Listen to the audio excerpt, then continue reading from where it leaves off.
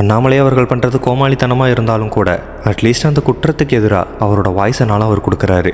அண்ணா யூனிவர்சிட்டியில் நடந்த பிரச்சனையை பற்றி உங்கள் எல்லாருக்குமே தெரியும். அங்கே படிக்கிற மாணவி தன்னோட காதலனோட தனியாக டைம் ஸ்பெண்ட் பண்ணும்போது அங்கே வேலை பார்க்குற குணசேகரன் அப்படின்றவன் கண்ணில் மாட்ட இவங்க 2 பேர் இருக்கிறத வீடியோ எடுத்து வச்சு அந்த பொண்ணை மிரட்டினது மட்டும் இல்லாமல் அவங்க கிட்ட தப்பாகவும் நடந்துக்கிட்டான். அதையும் வீடியோ எடுத்து யூனிவர்சிட்டியோட டீன் உன்னோட பேரண்ட்ஸ்க்கெலாம் அனுப்பிடுவேன்னு சொல்லி கேவலத்தின் உச்சமாக மிரட்டவும் செஞ்சுருக்கான். ஒரு அளவுக்கு மேலே பொறுத்துக்க முடியாத அந்த மாணவி போலீஸில் கம்ப்ளைண்ட் பண்ண அந்த எஃப்ஐஆர் வெளியில் லீக் ஆகி அவங்களோட ஒட்டுமொத்த டீட்டெயில்ஸும் நிறைய பேருக்கு தெரிய ஆரம்பிச்சிருச்சு. இதெல்லாம் பார்த்து ஆதங்கமான பாஜக மாநில தலைவர் அண்ணாமலை தன்னைத்தானே சவுக்கால அடிச்சுக்கிட்டு இந்த பிரச்சனையை எல்லாருக்கும் தெரியற விதமாக எக்ஸ்போஸ் பண்ணார். ஆனால் ஆளுங்கட்சியில் இருக்கிறவங்களும் அவங்களோட கூட்டணியில் இருக்கிறவங்களும் என்ன பண்ணாங்க, அண்ணாமலை அவர்களை கிண்டல் பண்ணாங்க, கேலி செஞ்சாங்க. அவர் பண்ணுறதெல்லாம் கிறுக்குத்தனம் அப்படின்ற மாதிரி அதை அப்படியே மாற்றுறாங்க. இது எல்லாத்துக்கும் மேலே பயங்கரமாக கோவப்படுத்துகிற ஒரு விஷயம் என்னென்னா, பாஜக ஆள்ற உத்தரப்பிரதேச மாநிலத்தில் இதை விட மோசமான சம்பவங்கள்லாம் நடக்குது. மணிப்பூரில் நடந்ததை விடவா இங்கே பெரிய விஷயம் நடந்துருச்சு. அதுக்கெல்லாம் அண்ணாமலை அவர்கள் வாழ்நாள் முழுக்க சவுக்கால அடிச்சுக்கிட்டே இருக்க வேண்டியதான் அப்படின்ற மாதிரி சொல்கிறாங்க. ஆக்சுவலாக இது எந்த விதத்தில் நியாயம்?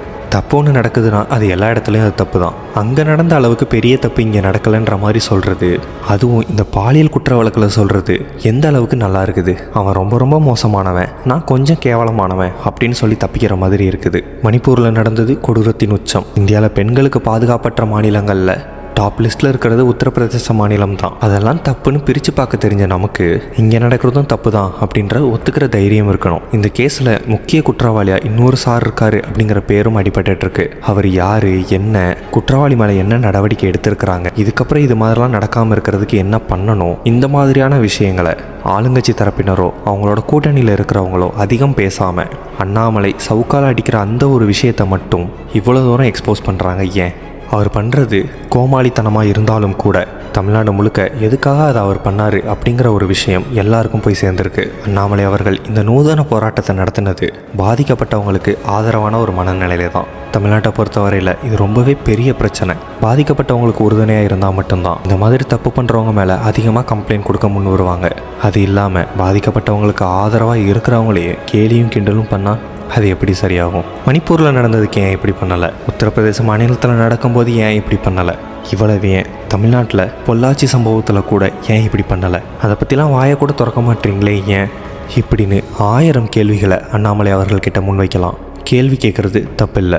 ஆனால் பாதிக்கப்பட்ட ஒருத்தருக்காக அவர் ஒரு விஷயம் பண்ணுறாரு, அதுவும் நூதன முறையில் பண்ணுறாரு. அதை கேலியும் கிண்டலும் பண்ணுறது தப்பு அப்படிங்கிறது தான் பெரும்பாலான நெட்டிசன்களோட ஒப்பீனியனாக இருக்குது. சமீபத்தில் தமிழ்நாட்டில் பெண்களுக்கு எதிரான பாலியல் குற்றங்கள் நிறைய கேள்விப்பட்டுட்டு வரும். அதுலேயும் பள்ளியிலையும் கல்லூரிகள்லையும் இப்படி நடக்கிறதுங்கிறது ஏற்றுக்க முடியாத ஒரு விஷயமா இருக்குது. கிருஷ்ணகிரியில் என்சிசி பயிற்சியாளர் பண்ண அந்த ஒரு விஷயத்துல இருந்தே தமிழகம் இன்னும் இல்லாத பட்சத்தில் படிக்கிற இடங்களில் இது மாதிரியான குற்றங்கள் நடக்கிறது பெற்றோர்கள் மத்தியில் பெரும் அச்சத்தை ஏற்படுத்திட்டு இருக்கு. ஒரு பக்கம் அரசு இந்த குற்றங்களை தடுக்கிறதுக்கு நடவடிக்கை எடுத்தாலும் கூட நம்மளும் இது பற்றின விழிப்புணர்வோடு பாதுகாப்பாக இருக்கணும். அதுக்கு என்ன பண்ணலாம் அப்படிங்கிற உங்களோட ஒப்பீனியனை கீழே கமெண்டில் சொல்லுங்கள். இது மாதிரியான மோர் இன்ஃபர்மேஷனுக்கு நம்ம சேனலை சப்ஸ்கிரைப் பண்ணிவிடுங்க.